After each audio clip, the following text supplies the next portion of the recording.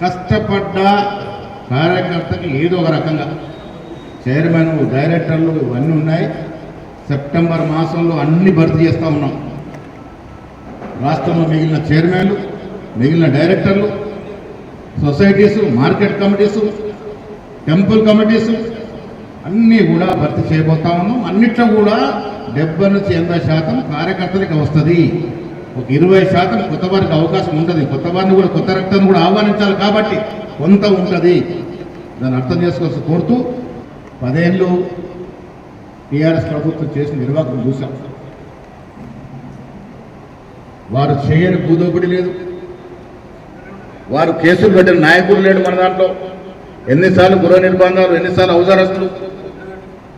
ఇవాళ ప్రజలంతా మర్చిపోయిననేది మళ్ళీ ప్రజల ముందుకు వస్తుంటూ కేటీఆర్ హరీష్లో వారు చేసిన 10 ఏళ్ల దోపిడి మర్చిపోయినామా?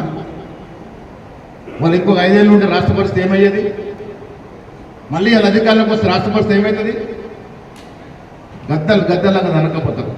సో అది జాగ్రత్త పడాల్సిన అవసరం ఉంది. అది కార్యకర్తల బాధ్యత. ఈ రాష్ట్రంలో మనం ఇస్తున్న సంక్షేమం, అభివృద్ధి కార్యక్రమాలు ప్రజలకు చెప్పుకుంటే చాలు 100కి పైన సీట్లు వస్తాయి మనకి. గ్రౌండ్లో ఆ పరిస్థితి ఉంది. ప్రతివాడు సంతోషంగా ఉన్నాడు. కొద్దిగా కార్యకర్తలు అక్కడక్కడ అటుపట్టు మాట్లాడుతున్నా గ్రామీణ ప్రాంతాల్లో ప్రజలు సంతోషంగా ఉన్నారు. సంక్షేమం అందుతుంది, అభివృద్ధి అందుతుంది. సో వచ్చే ఎన్నికల్లో రేవంత్ రెడ్డి గారి నేతృత్వంలో మళ్ళీ 100 సీట్ల పైన గెలుస్తాము. మళ్ళీ అధికారుల కోసం దాంట్లో అనుమానం అవసరం లేదు. మీ కర్తవ్యం మనమిచ్చిన కార్యక్రమాలు, మనమిచ్చిన సంక్షేమం ప్రజలకు తీసుకుపోవడం. ధన్యవాదాలు. మనం ఈ అధికారులు ఉన్నామంటే కార్యకర్తల కృషి వల్ల. వాళ్ళు లాఠీలు తిన్నారు, రక్తం ఓడ్చారు, చెంత ఓడ్చారు కాబట్టి మన అధికారులకు వచ్చాం.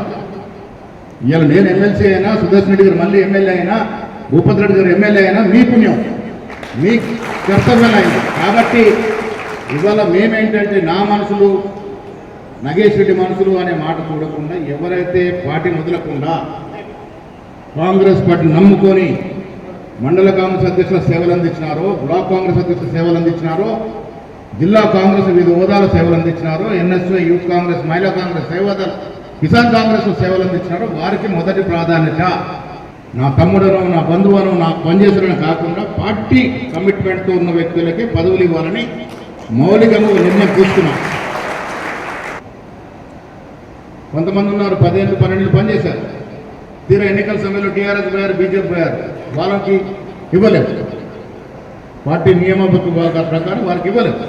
పార్టీని అంటిపెట్టుకొని కష్టపడి వారికి ఈ పదవుల అవకాశం ఇస్తే రేపు మళ్ళీ పార్టీ అధికారులకు వస్తుంది. రేపు నేను మళ్ళీ ఎమ్మెల్యే కావాలన్నా, సుదర్శన్ రెడ్డి గారు ఎమ్మెల్యే కావాలన్నా, భూపతి రెడ్డి గారు ఎమ్మెల్యే కావాలన్నా మళ్ళీ మీరంతా పనిచేస్తేనే. ఇవాళ కాంగ్రెస్ పార్టీ ఇస్తున్న వాస్తవమైనటువంటి సంక్షేమం, అభివృద్ధి ఏ రాష్ట్రంలో ఇవ్వట్లే.